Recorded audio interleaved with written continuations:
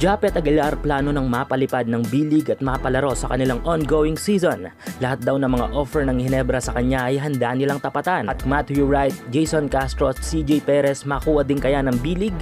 Yan ang ating mga pag-uusapan para sa video natin na ito.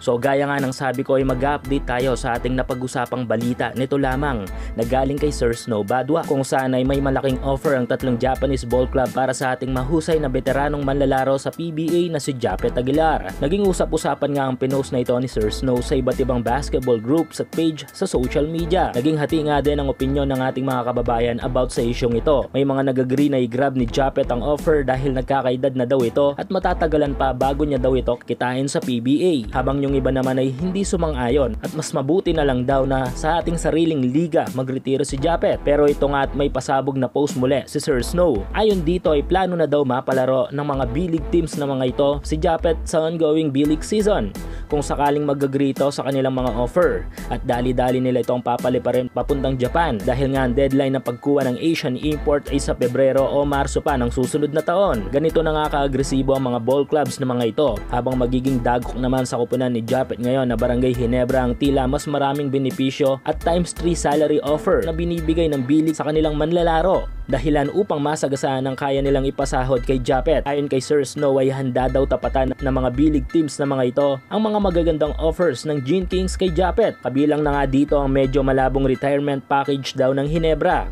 Jackpot ngang may tuturing ni Japet ang mga offer na ito ng mga kupunan sa B-League kung ang career earnings ang pag-uusapan. Pero gaya nga ng sabi ko, nasa kampo pa rin ni Japet ang final decision dyan na ating pang-aabangan sa mga susunod na araw. Ongoing pa rin ang promo para sa mga sports fans. Kung mahilig ka sa basketball, local man o international, check mo ang comment section para sa full details at code na pwede mong gamitin. Samantala, maliban kay Japet ay ongoing target din ng mga B-League teams na mga ito. Maybe same teams na mga nagbibigay na malaking offer kay Japet ay nililigawan na din ng tatlo pa nating mga mahusay na manlalaro. Ito nga ay sina Phoenix sharpshooter Matthew Wright, The Blur Jason Castro ng TNT at si Baby Beast CJ Perez ng SMB. Agresibong diskarte. Yan nga ang estratehiya ngayon ng mga B-League teams upang makuha ang inaasam nilang mga manlalaro saan man ito parte ng Asia. At hindi nga may tatanggi na ang Pilipinas ang pinakamainit sa kanilang mga mata ngayon. Kay Castro ay marami ng mga balita noon pa man na marami na talagang mga international scouts ang nanliligaw sa serbisyo nito. Ngunit lahat nga ng mga offer na yon ay tinake down ni The Blur. Kung kaya't medyo malabo din kung sakali ang mga offer dito sa B-League. Si CJ Perez naman ay agresibong manlalaro ito kahit sang liga mo ito ilagay o dalhin ay sure ball na hindi ito urong. Lalo na kung liga na mag-offer sa kanya at bagsakan siya napakalaking offer. Si Matthew Wright naman sa ngayon ay nakikita ko na nag-enjoy pa ito sa ating pambansang liga at feel na feel pa nito ang kompetisyon. No question na nasa tayo doon.